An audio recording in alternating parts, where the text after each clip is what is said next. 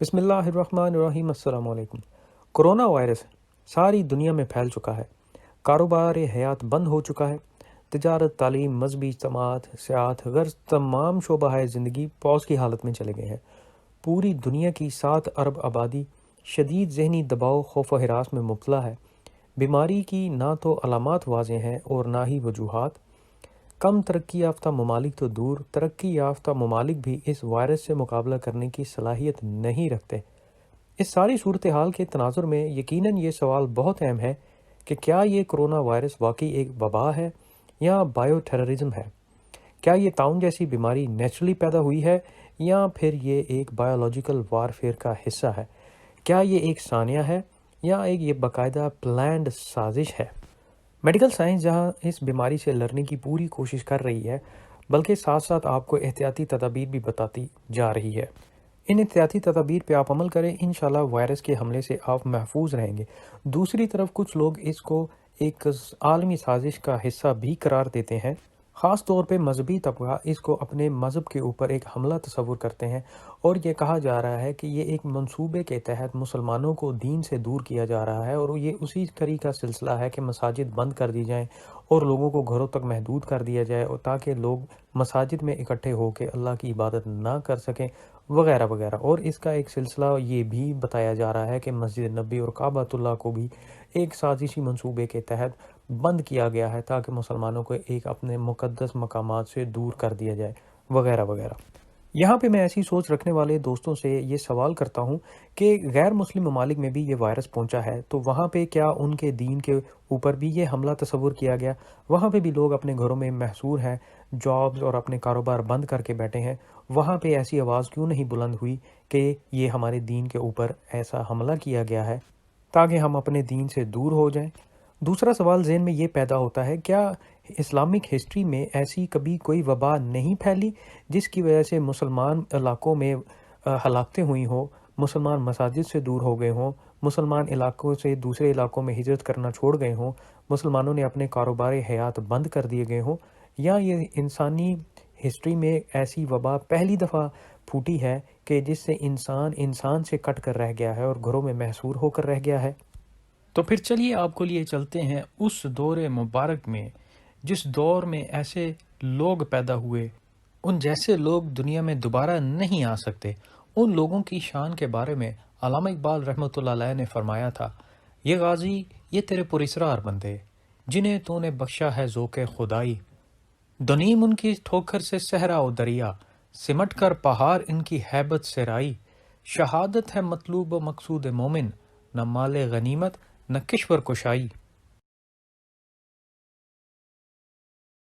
جی ہاں، یہ بات ہے نبی علیہ الصلاۃ والسلام کے مبارک صحابہ اکرام کی، اور اس دور مبارک کی جس دور میں آقا علیہ الصلاۃ والسلام نے اس کائنات کے بہترین بندے تخلیق کی اور ان کی بہترین طریقے سے تربیت کی، ایسی تربیت کہ جس نے کیسر و کسریٰ کے علاقوں میں اسلام کے جھنڈے گاڑ دیے، دلوں کو فتح کر لیا، اپنے اعمال کی بنیاد پر انہوں نے دنیا کو ایسے ایسے نظام دکھائے کہ آج بھی کسی نہ کسی صورت میں وہ نظام دنیا میں قائم ہے۔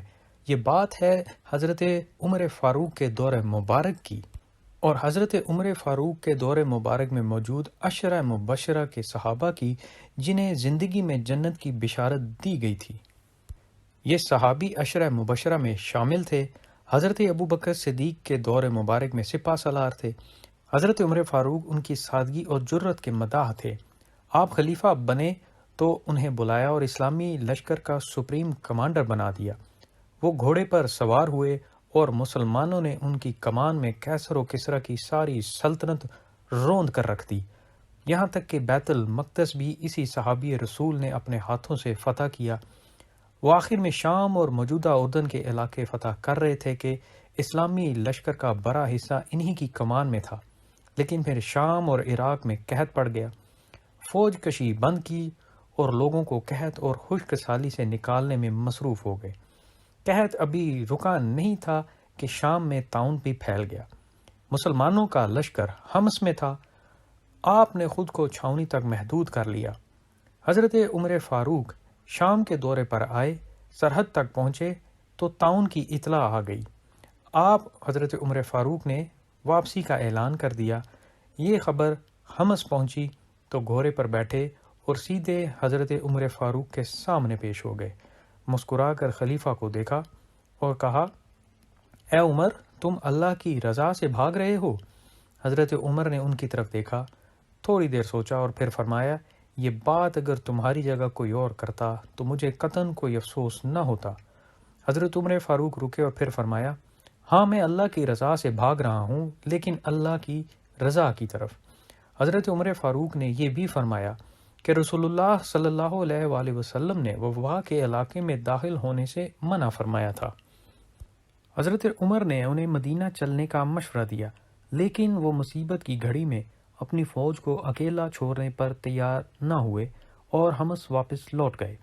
طاعون حمص پہنچ گیا، اسلامی فوج میں داخل ہوا اور سپاہی تیزی سے انتقال فرمانے لگے۔ حضرت عمر فاروق انہیں ہر صورت بچانا چاہتے تھے، وہ انہیں اپنے بعد خلیفہ بھی دیکھنا چاہتے تھے۔ عمر فاروق کا خیال تھا پورے عالم اسلام میں ان جیسا تجربہ کار اور سمجھدار شخص نہیں ہے، لہٰذا حضرت عمر فاروق نے انہیں خط لکھ دیا۔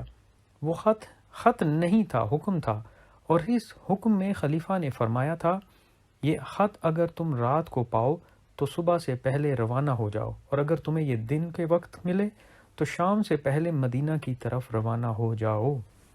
مجھے تمہاری فوری اور اشد ضرورت ہے۔ وہ خلیفہ کی نیت سے واقف تھے، وہ جانتے تھے کہ خلیفہ انہیں ہر صورت بچانا چاہتے ہیں، لہٰذا خلیفہ کو جواب دیا، میں جانتا ہوں کہ آپ مجھے کیوں بلا رہے ہیں، لیکن میں ان حالات میں اسلامی لشکر نہیں چھوڑ سکتا۔ ساتھ ہی ایک حدیث بھی لکھ بھجوائی کہ رسول اللہ صلی اللہ علیہ وآلہ وسلم نے فرمایا تھا، اگر کسی علاقے میں وبا پھوٹ پڑے تو وہاں سے ہرگز نہ نکلو۔ حضرت عمر فاروق نے خط پڑھا تو آنسو آ گئے۔ دیکھنے والوں نے پوچھا کہ کیا حضرت ابو عبیدہ بن جراح انتقال فرما گئے ہیں؟ جی ہاں، یہ بات ہے آقا علیہ الصلوۃ والسلام کے عشرہ مبشرہ میں شامل صحابی رسول حضرت ابو عبیدہ بن جراح کی۔ حضرت ابو عبیدہ بن جراح عالم اسلام کا دماغ بھی تھے، دل بھی۔ آپ واحد صحابی تھے جنہیں حضرت عمر فاروق نے خط لکھ کر موت سے بھاگنے کی دعوت دی تھی، لیکن آپ نے چین آف کمانڈ پر یقین کے باوجود خلیفہ کا حکم ماننے سے انکار کر دیا، اور یہ ان کی زندگی کا پہلا اور آخری انکار تھا۔ انکار سن کر حضرت عمر فاروق رو پڑے اور جوابی خط لکھا کہ اللہ کے بندے، پھر مہربانی کرو اور کسی اونچی جگہ پر منتقل ہو جاؤ۔ حضرت ابو عبیدہ بن جراح نے یہ حکم مان لیا اور حمص سے نکل کر جابیہ چلے گئے۔ یہ علاقہ وادی اردن اور گولڈن ہائٹس کے درمیان واقع ہے۔ صحت بخش علاقہ ہے، لیکن موت ان کے تعاقب میں تھی۔ 639 عیسوی میں طاعون کی لپیٹ میں آئے، چند دن بیمار رہے اور بیماری کے عالم میں انتقال فرما گئے۔ یہ وہ صحابی رسول ہیں، اور ان کے ساتھ جو لشکر تھا وہ عام لشکر نہیں تھا، وہ تمام کے تمام صحابی رسول تھے یا تبع تابعین تھے، لیکن تقریباً 25,000 صحابہ اور تابعین کی وفات طاعون جیسی بیماری کی وجہ سے ہوئی، اور ان میں حضرت ابو عبیدہ بن جراح بھی شامل تھے۔ تو کیا ان کو اپنی قوت ایمانی پر یقین نہیں تھا؟ کیا وہ جس مشن کے لیے نکلے ہوئے تھے انہیں اس مشن کی صداقت پر یقین نہیں تھا؟ حضرت ابو عبیدہ بن جراح نے اپنی بیماری کے دوران ہی حضرت معاذ بن جبل کو اپنا جانشین مقرر کر دیا، لیکن حضرت معاذ بن جبل بھی چند دن بیمار رہ کر انتقال فرما گئے۔ اس کے بعد لائن ہی لگ گئی جیسے۔ اسلامی لشکر کے آدھے سے زیادہ جوان وبا کا شکار ہو گئے، ان میں بے شمار جید صحابہ بھی شامل تھے اور تبع تابعین کی کافی تعداد شامل تھی۔ یہ آپ لوگوں کے سامنے نبی علیہ الصلوۃ والسلام کے صحابہ پاک کے دور مبارک میں طاعون جیسی وبا پھیلنے اور ان سے جاں بحق ہونے والے صحابہ کا مختصر سا تعارف آپ لوگوں کی خدمت میں پیش کیا۔ اب آپ اس کو پورے پچھلے مارچ کے مہینے میں کمپیئر کیجئے اور پوری دنیا کے حالات کا جائزہ لیجئے، جس میں تمام ترقی یافتہ ممالک آہستہ آہستہ بند ہونا شروع ہو گئے اور وہ صرف اپنے گھروں تک محدود کر دیا، حتیٰ کہ پھر آخر کار سعودی گورنمنٹ نے مسجد نبوی اور خانہ کعبہ جیسی مقدس مقامات کو بھی زیارت کے لیے بند کر دیا، اور تمام مسلمان ممالک سے اپیل کی کہ عمرے کے لیے نہ آئیں اور حج کے لیے بھی ابھی درخواستیں جمع نہ کروائیں۔ پاکستان کے اندر مذہبی طبقہ مساجد کو بند ہونے کو اس کو سازش کہہ رہے ہیں، کچھ لوگ اس کو آزمائش کہہ رہے ہیں اور کچھ لوگ اس کو امتحان کہہ رہے ہیں۔ میری ان تمام لوگوں سے ایک گزارش ہے کہ مسجد تو اللہ کا گھر ہے، اور اگر وہ وقتی طور پر کسی وبا کی وجہ سے بند ہو بھی گیا ہے تو کوئی مسئلہ نہیں۔ ہم اپنے وجود کے اندر جھانک کر دیکھیں، قلب مومن مرہ تعالیٰ، قلب مومن عرش اللہ تعالیٰ، یہ وہ تمام درجے ہیں جو اللہ تعالیٰ نے انسان کے وجود کے اندر رکھے ہیں۔ اللہ تعالیٰ قرآن پاک میں انسان کی قسمیں کھا کر بیان فرماتا ہے، وَالتِّینِ وَالزَّیْتُونِ وَطُورِ سِینِینَ وَهَٰذَا الْبَلَدِ الْأَمِینِ لَقَدْ خَلَقْنَا الْإِنسَانَ فِی أَحْسَنِ تَقْوِیمٍ۔ یہ ساری قسمیں اللہ تعالیٰ انسان کے بارے میں کھا رہا ہے، اور یہ انسان آج اپنے ہی مقام سے غافل ہے۔ انسان اگر اپنے وجود کے اندر دیکھے تو اس وجود کے اندر اللہ تعالیٰ نے اپنے جلوے رکھے ہیں۔ آپ مسجد میں نہیں جا سکتے، آپ اپنے گھر بیٹھیں، توبہ کا دروازہ کھلا ہے، اللہ تعالیٰ کے قرب کا دروازہ کھلا ہے، اللہ تعالیٰ کی روحانیت کا دروازہ کھلا ہے۔ آپ اپنے قلب کو، اپنی روح کو اللہ کے ساتھ کنیکٹ کر لیجئے۔ جس طرح حضرت سلطان باہو رحمۃ اللہ علیہ فرماتے ہیں کہ نون نیرے وسن تے دور سنیون ویرے ناہی وردے ہو، اندروں ڈھونڈن دا ول نہ آیا، مورخ بانوں ڈھونڈن چڑھتے ہو، دور گیا کچھ حاصل نہیں، شولبے وچ گھردے ہو، دل کر سیکل شیشے وانگو تے دور تھیون کل پردے ہو۔ آپ اپنے دل کی دنیا کو آباد کر لیجئے، آپ اپنے دل کی دنیا کے اندر اللہ تعالیٰ کے جلوے بھر لیجئے، آپ اللہ کے حضور گرگنائے، یہ معافی کا دروازہ کھول لیں، آپ اللہ تعالیٰ کے قرب کا دروازہ کھول لیں۔ جب یہ سارے آپ کے مقامات طے ہو جائیں گے تو آپ کو جہاں بھی نماز کا وقت میسر آئے گا، آپ کو اللہ تعالیٰ کا قرب مل جائے گا۔ بلے شاہ نے فرمایا تھا کہ بے بول دے دل کچھ خبر ہے تینوں، کون وچ تیرے پیا بول دائے، ہے وچ تیرے تو ڈھونڈے بار اس نو، وانگ مردیاں دے کوڑا پھول دائیں، بلا بجھاں کون ہے وچ تیرے، شاید او ہوئے جنو ٹول دائیں۔ بلے شاہ نہیں تے تو رب جدا، او آپے واج مارے آپے ہی بولتا ہے۔ وہ ذات تو ہمارے اندر موجود ہے، اس ذات کو اگر ڈھونڈنا ہے تو ہمیں اپنے وجود کے اندر اترنا پڑے گا۔ حضور سلطان باہو رحمۃ اللہ علیہ فرماتے ہیں کہ دل دریا سمندروں ڈونگے تے کون دلاں دیاں جانے ہو، وچے بیڑے وچے جیڑے وچے ونج مہانے ہو، 14 طبق دلے دے اندر تمبو وانگن تانے ہو، جو دل دا محرم ہووے باہو سویو رب پہچانے ہو۔ یعنی جس کو اپنے دل کی، اپنے قلب کی، اپنے وجود کی پہچان ہوگی کہ میں وہ ہستی ہوں جس کو اللہ تعالیٰ نے اپنا نائب بنا کر اور اشرف المخلوقات بنا کر اس دنیا میں بھیجا تھا، اس وجود کے اندر اللہ تعالیٰ نے اپنے جلوے رکھے ہیں۔ ہم اگر اپنے وجود کے اندر نہیں اتریں گے تو ہمیں اپنے مقام اور مقام انسانیت کی بھی پہچان نہیں ہوگی۔ ہم اگر اپنے وجود پر محنت کریں گے تو اس کا صلہ ہمیں اللہ ہی کی بارگاہ سے ملے گا۔ اگر وجود پر محنت نہیں کی اور ہاتھ میں تسبیح اور سر پر ٹوپی پہن لی تو اسی چیز کو حضرت سلطان باہو رحمۃ اللہ فرماتے ہیں نا کہ تسبیح پھری تے دل نہ پھریا کی لینا تسبیح پھڑ کے ہو۔ جب دل کے اندر حسد، غصہ، غیبت، کینہ، گلہ گوئی، ذخیرہ اندوزی، جھوٹ، ملاوٹ اور ان جیسی تمام خباثتیں بھری ہوئی ہیں تو ہمارا دل جب ان برائیوں سے ناپاک ہو چکا ہے تو پھر اس وجود سے جو اعمال ظاہر ہوں گے وہ اعمال صالحہ نہیں ہوں گے۔ اس دل کی اہمیت بیان کرتے ہوئے بلے شاہ فرماتے تھے کہ مسجد ڈھا دے، مندر ڈھا دے جو کچھ ڈھیندا، پر کسے دا دل نہ ڈھاویں، رب دلاں وچ رہندا۔ ہم اپنی زندگی میں اپنے ارد گرد جھانک کر دیکھیں کہ ہم نے کتنے لوگوں کے دل توڑے، ہم نے کتنے لوگوں کا حق مارا، ہم نے کتنے لوگوں کے ساتھ دھوکہ کیا۔ یہ ساری کی ساری چیزیں اگر ہمارے وجود کے اندر جو ہمارا قلب ہے وہ ٹھیک ہوگا تو ہمارے اعمال بھی ٹھیک ہوں گے، تو پھر ہم اپنے کسی بھائی مسلمان بھائی کے ساتھ نہ تو اس کے حق پہ ڈاکہ ماریں گے، نہ اس کے ساتھ جھوٹ بولیں گے، نہ اس کے ساتھ دھوکہ کریں گے، نہ اس کی غیبت کریں گے، نہ اس کی گلہ گوئی کریں گے۔